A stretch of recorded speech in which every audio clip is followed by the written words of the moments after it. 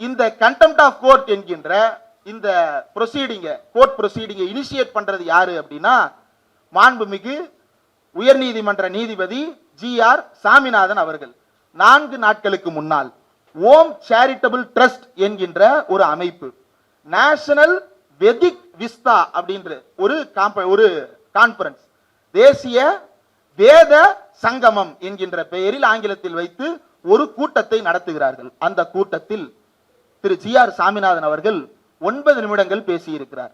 அந்த 9 நிமிடங்கள் பேசிய பேச்சு எந்த ஊடகத்தில் இருக்கும் என்பது உங்கள் எல்லோருக்கும் நன்றாக தெரியும்.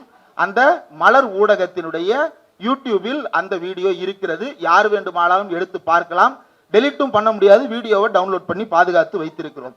அதில் அவர் ஒரு கருத்தை பேசுகிறார். என்ன கருத்தை பேசுகிறார்?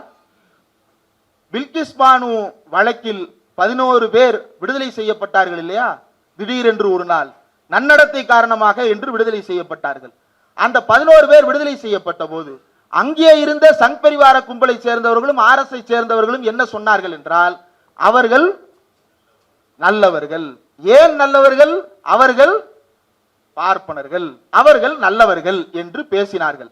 இது பாயிண்ட் நம்பர் 1. நான் ரெண்டாவது சொல்ல போற பாயிண்ட்டை நீங்க அதோட நீங்க ரிலேட் பண்ணிட்டீங்க அப்படின்னா அது கேட்பவர்கள் காதில் இருக்கக்கூடிய விஷய ஞானத்தை பொறுத்தது. என்னுடைய தனிப்பட்ட இடையீடாக நான் எதையும் சொல்ல விரும்பல. அவர் சொன்ன கருத்தை அப்படியே நான் சொல்லுகிறேன். GR சாமிநாதன் 4 நாட்களுக்கு முன்னால் நடந்த ஓம் சேரிட்டபிள் ட்ரஸ்ட் என்கின்ற அமைப்பினுடைய நேஷனல் வெதிக் கான்பரன்ஸில் பேசிய சொல் அப்படியே எழுதியிருக்கிறேன். சனாதன தர்ம நெறிப்படி எனக்கு தெரிஞ்சு வாழக்கூடிய ஒரு மனுஷன் எந்த தப்புமே செஞ்சிருக்கவே முடியாது. சனாதன தர்ம நெறிப்படி வாழக்கூடிய ஒரு மனுஷன் எந்த தப்புமே செஞ்சிருக்கவே முடியாது என்ற வார்த்தைகளை GR சாமிநாதன் அவர்கள் வெளிப்படையாக பேசி இருக்கிறார்.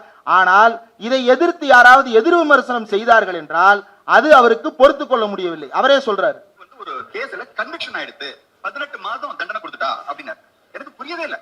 நம்ம சனாதன தர்ம நெறிப்படி எனக்கு தெரிஞ்சு வாழக்கூடிய ஒரு மனுஷன் எந்த தப்புமே பண்ணிருக்க முடியாது